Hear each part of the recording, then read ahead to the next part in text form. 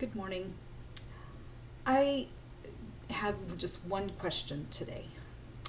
What is it that's keeping you from having courage? What are you allowing the world to take away from you that's diminishing your courage? And when I say, what are you allowing the world to take away from you? Little by little, the world takes away our standards, our values. Little by little, the world tears you down.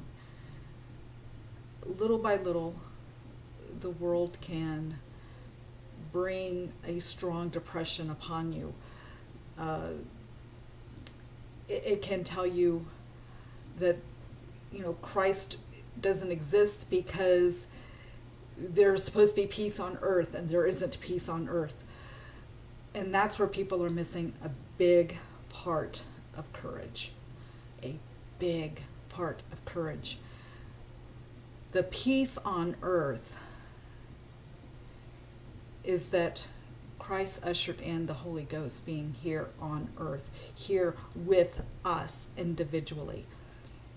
We can have the Holy Ghost. We can have that inner peace, that peace on earth. And though we can't just say, okay, everybody, we're going to have peace today, as in not war, as in not anger, as in not crimes, as in, not all these negative things and horrible things that are here on this earth. What we can do is have the inner peace within ourselves. And the way we change the world in that way is that we work on our own little part of the world, our own little community. We inspire others to have peace within themselves. Right now there's this horrible video going viral about the passenger on the airlines, and the airline is getting the complete and total brunt end of this deal. Well, they offered money to everybody, all the passengers, and then they upped the money to all the passengers. And then they said, okay, if somebody doesn't take it, then we're going to have to just randomly say, you're out.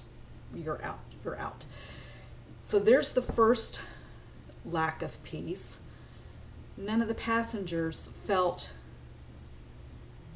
that it was within themselves to give up their seat. Yes, it was for employees, but it was for employees that were to fly another plane, which was another several hundred people that was going to be put out.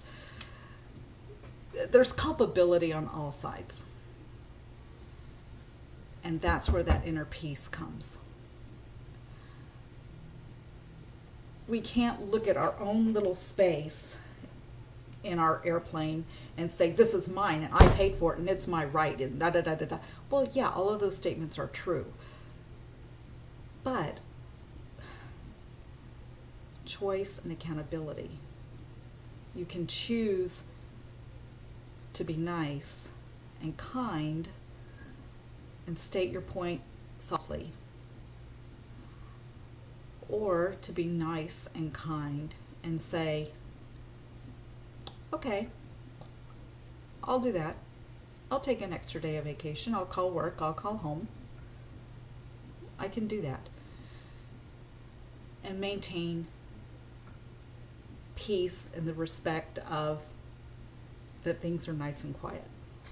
But at the same time, that inner peace, the Holy Ghost that's there, all those around are going to feel His presence when we step forward and do the right thing. When we step forward and are peaceful. Then there aren't viral videos going on the horribleness. There's not viral videos going on where the world just totally dumps on one side of it, when really there's two sides to most stories. And if one side had been nice and kind, the other side would have been nice and kind. And there's going to be those that are going to say, oh, no, he was in the right, he was in the right. I'm not saying who was in the right, who was in the wrong. What I'm saying is we need to have more kindness, more peace, allowing the Holy Ghost to touch our hearts so that others can feel that still small voice, so that others around us can feel that inner peace. We were delayed hours, all day on Christmas Day. And we had brought treats for the stewardesses, well, for the crew, because it was Christmas Day and they were giving up their Christmas Day. And all these grumbling passengers got on Christmas Day. And we got on and we handed the stewardess our chocolates that we had bought. And her entire countenance just changed. And we were thanked more than once.